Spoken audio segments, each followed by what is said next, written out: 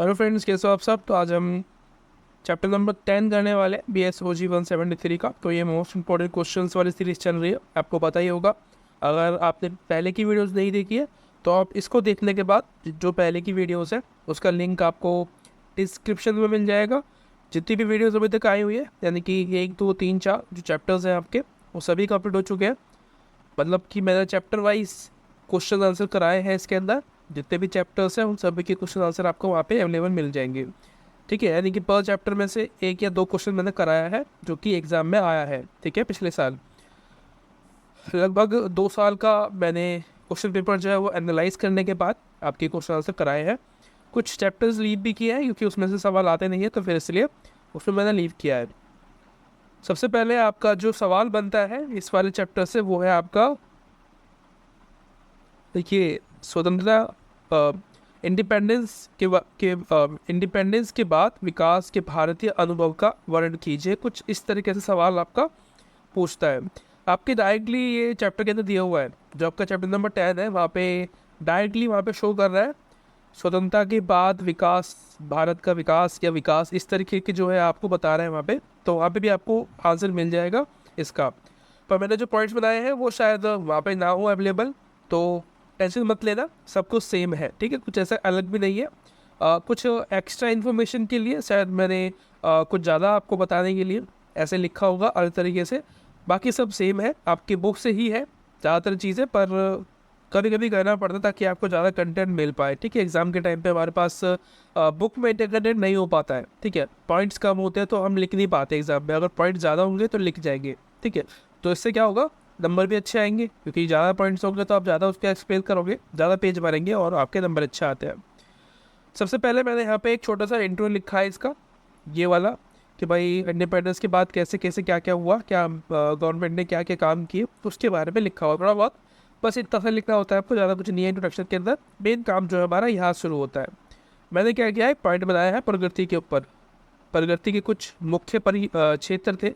देखो, कुछ important areas होते हैं, ऐसे तो बहुत सारे एरियाज़ थे कवर करने के लिए, हम और भी कर सकते हैं, लेकिन कुछ बहुत ज़्यादा इंपॉर्टेंट एरिया है जिनको हमें बात करनी है, जिनके बारे में। ठीक है, सबसे पहला जो है वो है आर्थिक विकास। ठीक है, हमारे जो देश था वो गरीब था। ठीक है, और गरीब था पहले, ओ सॉरी, पहले गरीब था इंडिपेंडेंस से पहले। ठीक है, तो ये गरीब दिखा रखा है मैंने यहाँ पे। और बाद में क्या है, विकासशील हुआ, उसमें कृषि सुधार हुए, औद्योगिक वृद्धि हुई, उसके अलावा भी काफ़ी सारे काम हमने जो है वहाँ पे किए। ये तो वो आर्थिक विकास हमारा। उसके बाद दूसरा होता है वैज्ञानिक। ठीक है, वैज्ञानिक और प्रौद्योगिकी, यानी कि साइंस एंड टेक्नोलॉजी में जो हमने इनोवेशंस किए, जो बदलाव किए, जो प्रगति की, उसके बारे में बताता है। ठीक है, साइंस टेक्नोलॉजी में, इंफॉर्मेशन में और परमाणु ऊर्जा में, इन सब में हमने जो है ग्रोथ की। आत्मनिर्भर, यानी कि हमें ऐसा हमारा टारगेट था शुरू से ही। जब हम इंडिपेंडेंस हुए ना, तो आपने पढ़ते हुए आ रहे होंगे कि यार वहाँ पे हमारे जो फ्रीडम फाइटर्स थे और जो हमारे उस समय के नेता थे, तो वो उनका लक्ष्य यही था कि हमें आत्मनिर्भर बनना है। इसका मतलब क्या होता है, मतलब कि जो भी सामान हम यूज़ करते हैं उसे हमें बनाना है, ताकि हम किसी और से परचेज़ करें। ठीक है, पहले क्या था, इतनी ज़्यादा जो है परेशानी थी, गरीबी थी इंडिया में, कि बाहर से सामान हमें मंगाना पड़ता था। ठीक है, लोगों की जो मेन फूड इन जो है, यानी कि जो खाना है ना, उसके लिए भी हमें बाहर कंट्री पर डिपेंड होना पड़ रहा था अनाज के लिए। और अमेरिका जैसे देश हमारा मजाक भी उड़ाते थे उस समय कि देखो कैसे कंट्री है, आज़ाद हो गया। तो लोग ये भी कहने लगे थे कि ये ज़्यादा समय तक इंडिया जो है आत्मनिर्भर या जो इंडिपेंडेंट है वो नहीं रह पाएगा, कोई ना कोई इस पर दोबारा से कब्जा कर लेगा। ऐसे लोग जो है बोल रहे थे उस समय, हम पे तंज कस रहे थे। लेकिन हमारे जो उस समय के नेता थे, उन लोगों को ये बात चुभी। और आज हम जो है ईजीली, मतलब आप इंडिपेंडेंट तो नहीं कह सकते कि हम इंडिपेंडेंट हैं, लेकिन हाँ, जो हमारी मूल चीज़ें हैं ना, उनके लिए हम इंडिपेंडेंट है, हम आत्मनिर्भर है। ठीक है, हम खुद से बनाते हैं, खुद से खाते हैं, तो हम काफ़ी अच्छे हद तक हो गए हैं। तो इसीलिए हमें इंडिपेंडेंट और विकासशील हम अपने आप को कहते हैं। सामाजिक सुधार, थोड़ा सा सोशल चेंजेस हुए, जैसे कि बाल विवाह था वो ख़त्म किया गया। ठीक है, महिला उत्पीड़न था वो ख़त्म किया गया। तो ये सब चीज़ें जो है हमने इस पर थोड़ी बहुत जो है कहते हैं ना, मरम्मत करना, वो करी, क्योंकि लॉज आ गए, कानून आ गए, तो थोड़ा बहुत जो है डर था उसका भी।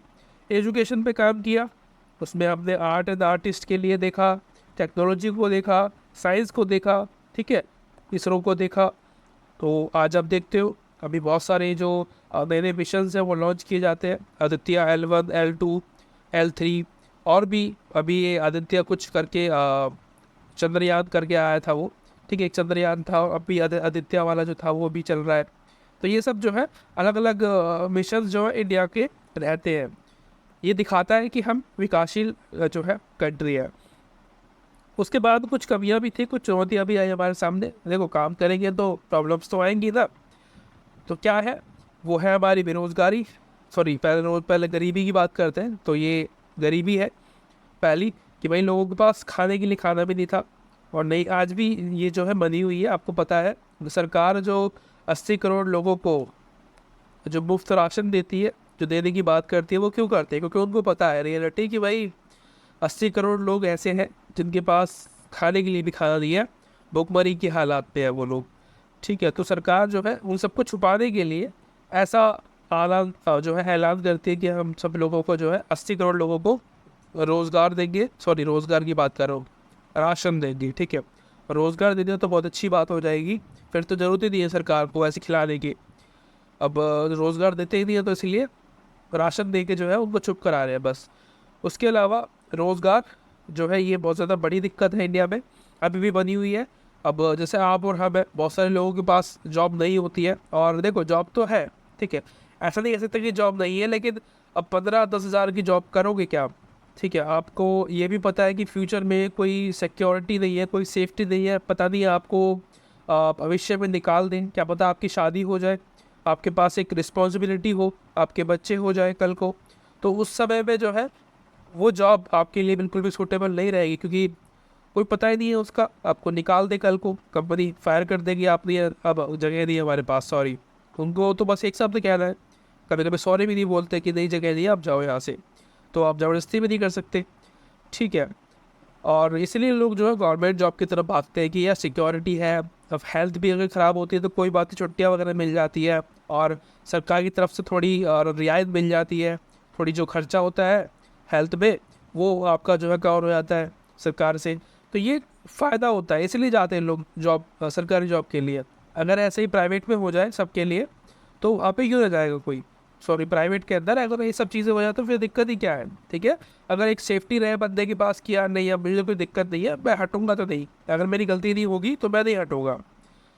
तो ये होना चाहिए, ऐसा भी ना कि यार मतलब मतलब बिल्कुल ही ख़राब हो जाए मामला, तो ऐसा भी ना हो। उसके बाद भ्रष्टाचार, ये भी बहुत बड़ी समस्या है हमारे इंडिया के लिए, निर्मिता या भ्रष्टाचार उसको कह सकते हो। अब रेड टैप तो आपको इंडिया में हर जगह देखने को मिलता है ना। जहाँ भी आप काम करने जाओगे आपको घूस भरनी पड़ेगी वहाँ पे। और एक होता है सामाजिक असमानता, ये भी अभी तक बनी हुई है कि भाई समाज में जो जेंडर के अकॉर्डिंग अगर आप देखें, जेंडर में भी जो है एक अनइक्वलिटी देखने को मिलती है। कास्ट बेस है, ठीक है, सॉरी कास्ट। और एक आपको मिलती है आपका रिलीजन बेस्ड, हिंदू मुस्लिम, ठीक है, रिलीजन हो गया, और भी हो सकती है छोटी मोटी, भाषा के आधार पर भी होती है। तो ये कुछ जो है असमानता है समाज में, ये भी एक चुनौती है हमारे लिए। तो इसको भी हमें जो है टैकल करना पड़ेगा, आप और हम लोगों को करना पड़ेगा। अगर हम लोग ये जो चुनौतियाँ हैं, ये जो असमानता है, देखो कुछ चीज़ें तो ऐसी है जो कि हम लोग ख़त्म कर सकते हैं, जैसे कि ये, ठीक है, सामाजिक असमानता है, इसको हम ख़त्म कर सकते हैं। और जैसे भ्रष्टाचार है, अगर हम कल को अच्छे पद में जाते हैं, फ्यूचर में कुछ बनते हैं अपनी लाइफ में, तो कुछ हम भी ट्राई कर सकते हैं कि यार ये कुछ कम करें, ठीक है, ख़त्म ना हो सके तो कम तो कर सकते हैं ना, एटलीस्ट हम ना ले, हम लोगों की मदद करें बिना पैसे के, ठीक है, क्योंकि हमारा कर्तव्य बन जाएगा। हमें जॉब के द्वारा पैसे तो मिल रहे हैं ना, सैलरी तो मिल रही है बस, ठीक है। और ये रोज़गार और ये जो गरीबी है ये सरकार को हटानी पड़ेगी। इसके लिए पूरी तरीके से हमारी गवर्नमेंट जिम्मेदार है, ठीक है। हर चीज़ के लिए नहीं कह सकते कि सरकार ही सरकार, कुछ चीज़ें हैं जिसको हमने गवर्नमेंट पे छोड़ना चाहिए और ब्लेम करना चाहिए कि यार आप लोगों की गलती है, आप लोगों ने काम नहीं किया, ठीक है। ऐसे नहीं कि सब कुछ हमारी ही गलती है, कॉमन लोगों की गलती है, ऐसा नहीं होना चाहिए। ये एक छोटा सा निष्कर्ष, छोटा सा तो नहीं है, बड़ा सा हो गया, पर ये आपको पढ़ लेना है, बड़ा ही आसान तरीके से लिखा है मैंने, आपको ईजिली समझ में आ जाएगा। आशा करता हूँ वीडियो आपको अच्छी लगी होगी, और अगर नहीं लगी है तो आप मुझे कमेंट करके बता देना कि अच्छी नहीं लगी है। जो भी आपका फीडबैक है आप मुझे बताना, ठीक है। इससे मुझे बहुत हेल्प मिलती है। और आने वाली वीडियोस के लिए आप मुझे सब्सक्राइब करके रख सकते हैं और बेल आइकन दबा सकते हैं। जो भी मेरी वीडियोस आएंगी अभी नई वाली इसी के टॉपिक के ऊपर या इसके अलावा शायद आपके काम की हो, तो उस पर मैं वीडियोस लेके आऊँगा तो आपको दिख जाएगा। ठीक है, thank you so much for watching. मिलते हैं अगली वीडियो में, तब तक के लिए बाय बाय।